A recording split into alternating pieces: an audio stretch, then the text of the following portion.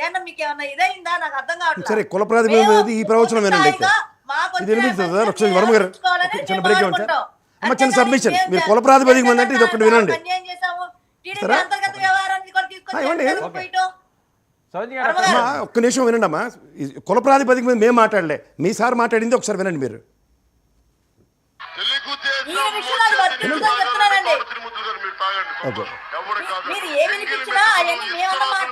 చూపించయ్యా Zoom చేయి మీకు బాగా ప్రాబ్లం ఉన్నట్టు జాతి మేము మాట్లాడిన ఆ సభలో మేము కూడా ఉన్నాము కానీ నాగబాబు గారికి అవన్నీ వర్తించవు అక్కడ పనే మనం చూడాలి. నాకు అర్థం కాదమ్మా వర్తించినప్పుడు ఆయన మాట ఎందుకని అలా ప్రాంతీయ పార్టీల్లో ఇవాళ కేసీఆర్ గారి పార్టీ ఉంది ఆ మేనల్లుడికి కొడుక్కి కూతురికి ఇచ్చుకున్నారు చంద్రబాబు నాయుడు గారు వాళ్ళ అబ్బాయికి ఇచ్చుకున్నారు పురంధేశ్వరమ్మ గారు సముచిత స్థానంలో బీజేపీలో ఉన్నారు ఇవాళ పవన్ కళ్యాణ్ గారు కూడా అదే ప్రాంతీయ పార్టీ అదే విధానాలు చెప్పండి జగన్మోహన్ రెడ్డి గారు కూడా వాళ్ళ బాబాయ్కి ఇచ్చుకున్నారు కాదండి నేను కాదంట్లే ఇది మీరు విభిన్నంగా ఎందుకు మాడారు నేను విభిన్నంగా మాడేది కూడా వినిపించాను కదా మనకు అదే అదే మీరు మళ్ళీ విధానం వేరే మాత్రం దయచేసి చెప్పకండి మేము కూడా ఒకే తాడు మొక్కలము మా తాను కూడా అంతే అదే కత్తిరికి గురవుతుందని చెప్పండి ఏంటి కంప్లీట్ చేయడం అన్ని సమర్థించుకుంటుంటే వాళ్ళు చెప్పింది వాళ్ళు కాంట్రడిక్షన్ చేస్తుంటే ఎట్లా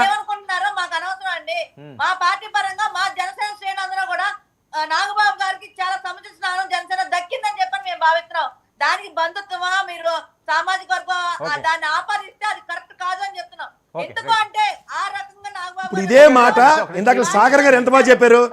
నేను కూడా అధికార ప్రతినిధిని నేను డైరెక్టర్ పదవితో సంతృప్తిగా ఉన్నా గ్రీష్మమ్మకి వచ్చింది సంతోషం అన్నారు ఇలా ఎక్కడైనా చూపించండి వాళ్ళు పార్టీకి వాళ్ళు సేవ చేశారు కదా ఎవరు చేయలేదండి ఎవరు చేయలేదు సేవ గురించి నేను చెప్పట్లేదు ఆయన సర్వీస్ 2004 నుంచి ఆయన చేశారు ఆయన నేను అదే చెప్తున్నాను ఇవాళ సాగర్ గారు అనే వ్యక్తి మాట్లాడింది సముచితంగా ఉంది సౌజన్యమ్మ మాట్లాడిన దాంట్లో కాంట్రడిక్షన్ ఎందుకంటే వాళ్ళ నాయకుడు ఆ విధంగా మాట్లాడిన తర్వాత ఇంకే సమర్థన ఏ నాయకుడు ఎవరు మాట్లాడలేదండి ఇప్పుడు వినిపించాను కదా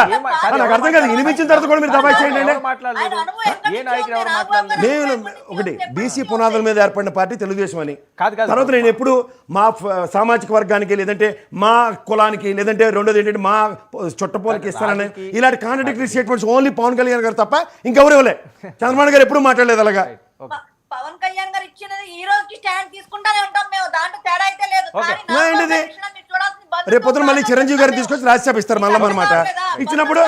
పర్లేదండి చిరంజీవి గారు కూడా ప్రజారాజ్యం పడ్డారు అంటే వీళ్ళందరూ కాంగ్రెస్ కి రాజీనామా చేయలే కదమ్మా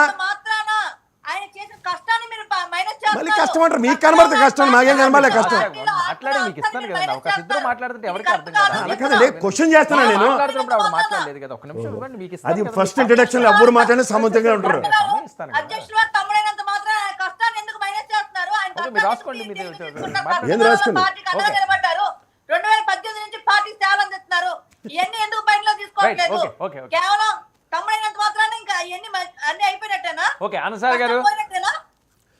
ఎంతసేపు ప్రాంతీయ పార్టీలు బంధుత్వాలకు ఇస్తాయని చెప్పని పవన్ కళ్యాణ్ గారు చేసిన వ్యాఖ్యని ఈ రోజుకి మేము చెప్తా ఉన్నాం అయినా నాగబాబు గారి విషయంలో అవన్నీ మీకు కావాల్సినట్టు లైక్ చేసుకుంటారు అంతే అదే చెప్పండి నాగబాబు గారి విషయం మేము ఎలా కావాలో మలుచుకోగలం మా విధానం ఇది మలుచుకునే విధానం గతంలో తెలుగుదేశాన్ని ఎన్ని మాట్లాడారో నాకు తెలిసి ఇదే వేదికగా నాకు తెలిసి ఆనంద్ సాగర్ గారు ఒక్కలే తెలుగుదేశం పరంగా గట్టిగా కొంచెం కంటే వినిపించేవాడు ఎప్పుడు వాళ్ళందరూ పాపం మాటలుగా వెళ్ళేవారు మీతో